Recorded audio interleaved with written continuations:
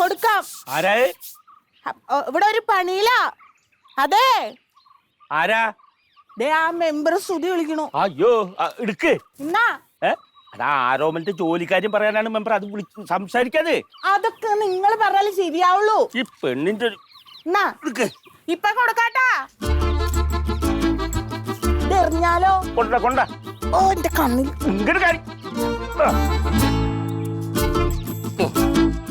Hello hello. അത് കട്ടായതപ്പ തന്നെയാണ് സംസാരിച്ചിരുന്നില്ലേ? ഞാൻ കൊടുക്കാന്ന് പറഞ്ഞല്ലേ. എത്ര പേരറിയാം അവിടെ അപേക്ഷ കൊടുത്തിരിക്കണ്? ആ സഹകരണ ബാങ്കില്ലേ, അവിടെ പിയുന്റെ ജോലി ശരിയാക്കാൻ വേണ്ടിട്ട് ഞാൻ എത്ര കാലം അയാളുടെ പിന്നാലെ നടക്കുന്നു. ഇപ്പൊ എന്തിനാ ഇതിന്റെ മുകളിൽ കയറി ഇരിക്കണേ? പിന്നെ ഈ പണി നീ എടുക്കോ? അത് അവനോട് പറഞ്ഞ അവൻ ചെയ്തില്ലേ. ആര്? ആരോമലോ? എടി അവൻ ഇന്ന് വരെ തടിയിളകി ഒരു പണി എടുത്തിട്ടുണ്ടോ? +2 പാസ്സായിട്ടില്ല. അവന് സർക്കാർ ജോലിയും വേണം. നീ ആ ചെറുക്കനെ കുറ്റം പറഞ്ഞോ? എന്ത് കുറ്റം പറഞ്ഞു? അവന്റെ പ്രായത്തിലുള്ള കല്യാണം കഴിഞ്ഞ് 2 കുട്ടികളായി.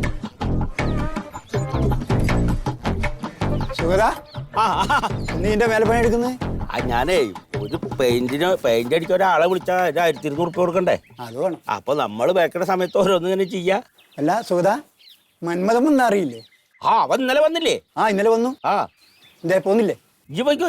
ഞാൻ പിന്നെ വൈകുന്നേരം പോക്കോളാം. ഞാൻ പോന്നു. അവിടെ കുത്തിയിരിക്കാതെ ഇങ്ങോട്ട് ഇറങ്ങി വരാൻ. അപ്പൊ ഈ പണി എടുക്കുവോ? ആ മന്മഥനെ ഒന്ന് പോയി കാണ്. എന്നിട്ട് ആരോമലിന്റെ ജോലിക്കാരെ ഒന്ന് പറ. എടി അവൻ അമേരിക്കയിൽ പോയി ജോലി ചെയ്യാനുള്ള യോഗം ഉണ്ടെങ്കിൽ അത് നടന്നിരിക്കും.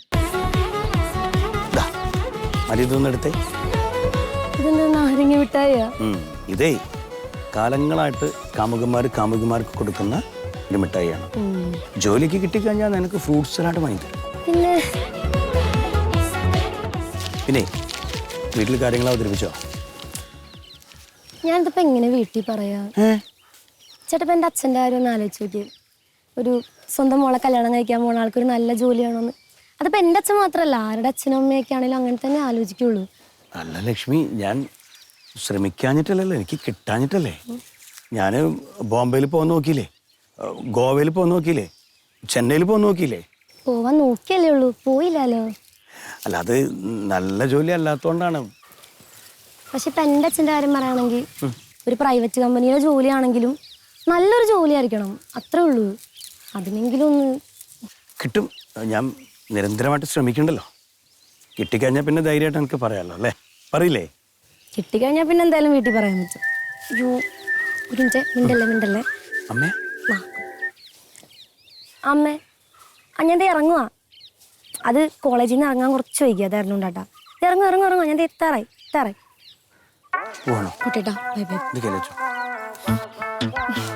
ഓക്കെ ശരി ചാച്ചപ്പ ബൈ. ബൈ.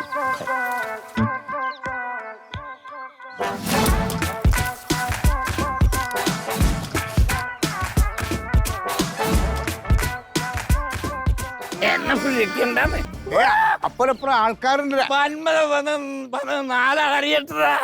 ഞാൻ പറഞ്ഞ പിടിക്കണോ?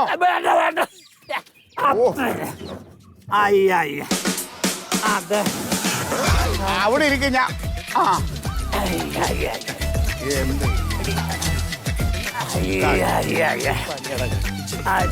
കഴിഞ്ഞ തവണ അയാൾക്ക് ഇതേമാതിരി സുഗത, ഞാനിതിപ്പോ എന്താ വെച്ച് കഴിഞ്ഞാല് 2 ചെറുത് കൊടുത്തുള്ളൂ. സന്തോഷമായിക്കോട്ടെ എന്ന് വെച്ച് കൊടുത്തല്ലേ. പഴയ പോലെ പറ്റണില്ല കേട്ടാ. എന്തൊക്കെയാണ്? ഞാൻ ഇന്നലെ ഇറങ്ങാതിരുന്നേ, നീ വന്ന വഴിക്ക് ഭയങ്കര തിരക്കാവൂല. ഒന്നും പറയണ്ട സുഹൃത്ത, ഞാനേ ഫുൾ ഓട്ടത്തിലാണ്. ബന്ധുക്കളെല്ലാം പോയി ഒന്ന് കണ്ടു. അല്ലെങ്കിൽ ആ പരാതി കിടക്കുവേ. തിരിച്ച് അമേരിക്കയിൽ ചെന്നാ പോലും പരാതി തീരൂല. അതുകൊണ്ടാ നരച്ചല്ലടോ. എന്റെ പോലെ എനിക്കൊക്കെ ഡൈ അടിച്ച് നടക്കാൻ പറ്റുമോ? ഇത് ഡൈ ഒന്നും അല്ലത്, പിന്നെ വിഗ്ഗ. കുറച്ച് ബാക്കി ഇവിടെ എല്ലാം ഓർജില്ല. വയറൊക്കെ ഇത്തിരി കുറഞ്ഞിട്ടുണ്ട് കേട്ടാ. രാവിലെ അവിടെ ജോഗിങ് പരിപാടികളിലാണ്. അപ്പൊ നമുക്ക് അകത്തോട്ടിരുന്നാലോ? ഓക്കെ അവിടെ ഇരുന്നോ. നമുക്ക് 2 എനിക്ക് വേണ്ട. എന്നിട്ട് നിന്നെ കണ്ടാ മുതൽ ആ സന്തോഷം മതി, വേറെ ഒന്നും വേണ്ട. നീ എന്താ കഴിപ്പില്ലേ ഇപ്പൊ? ഇല്ല, നിർത്തിയ ചുമ്മാതെ. ഞാനും അമേരിക്ക പോയി ഞാനും നിർത്തും. ഇവിടെ പിന്നെ അതില്ലാണ്ട്. എന്നാലും നിനക്ക് എന്തെങ്കിലും തരാണ്ട്. എന്തിനാ? നിന്നെ കണ്ട പോരെ. അതൊന്നും വേണ്ട. ആ ഇത് കൂടിയതാണ്. ആ വേണ്ട. ഏയ് അങ്ങോട്ട് കേട്ടോ. കെട്ടിക്കോ, കിടക്കട്ടെ. എന്തൊക്കെയാണ് വേറെ വിശേഷങ്ങള്? ആ പിന്നെ ഞാനേ ആ എടോ നമ്മുടെ ആരോമലില്ലേ, അപ്പൊ വയസ്സ് കുറയില്ലേ അവനെ. ആ കല്യാണമൊക്കെ കഴിപ്പിച്ചു കൊടുക്കണ്ടേ? ആ കല്യാണമൊക്കെ അവൻ സ്വന്തം കാലിൽ നിൽക്കാറായിട്ട് കല്യാണം കഴിപ്പിച്ചാൽ മതി. ഞാൻ പറയണതേ, ഒരു പണിക്കും പോണില്ല ചെക്കനെ. അതല്ലേ? പിന്നെ ഈ +1 തോറ്റ് കിടക്കണ ചെക്കനെ എന്ത് സർക്കാർ ജോലി കിട്ടുന്ന വിചാരം? ഞാൻ നിന്നോട് പറഞ്ഞല്ലേ അവന് അമേരിക്കയിൽ ഒരു പണിയുടെ കാര്യം, അത് എന്തേലും ഒന്ന് നോക്കണുണ്ടോ? നീ ഇപ്രാവശ്യം ശരിയാക്കാന്ന് പറഞ്ഞിട്ട് ഞാൻ വേറൊരു സംഭവം ഉണ്ട്, ഞാനത് പറയാം. ഒരു പുതിയ കോഴ്സ് തുടങ്ങിയിട്ടുണ്ട്. അല്ല മന്മത, കോഴ്സ് അല്ല വേണ്ടത്, അവന് ജോലിയാണ് വേണ്ടത്. എടോ, അത് ഈ കോഴ്സ് കഴിഞ്ഞാൽ അവന് ജോലി അപ്പൊ കിട്ടും. അതെല്ലേ? അതെ അതെ, ഫ്യൂണറൽ സർവീസ് കോഴ്സ് എന്നാ പറയണേ. എന്ന് പറഞ്ഞാൽ സുഗത, ഈ മരണാനന്തര ചടങ്ങുകൾ, അതായത് ഇപ്പൊ ശവസംസ്കാരം എങ്ങനെയാണ് നടത്തേണ്ടത്, ശവസംസ്കാരം നടത്തുമ്പോൾ പാലിക്കേണ്ട കാര്യങ്ങള്, അങ്ങനെയൊക്കെ കുറെ കാര്യങ്ങളാണ് ഈ കോഴ്സിനകത്ത് വരുന്നത്.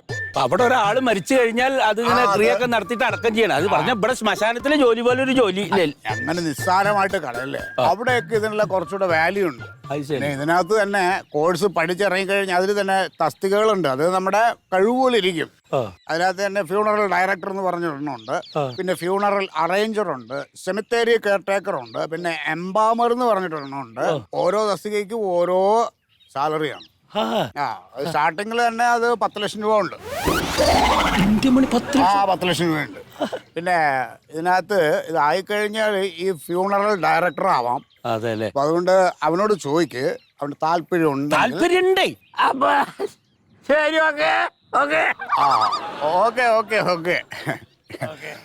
പിന്നെ സുധ, എനിക്ക് സുഗതന്റെ ഒരു ചെറിയ സഹായം ചെയ്യണം. അല്ല, അപ്പൊ ഇതിന് പണച്ചെലവുണ്ടല്ലേ? ഒന്ന് പോടാ അവിടുന്ന്.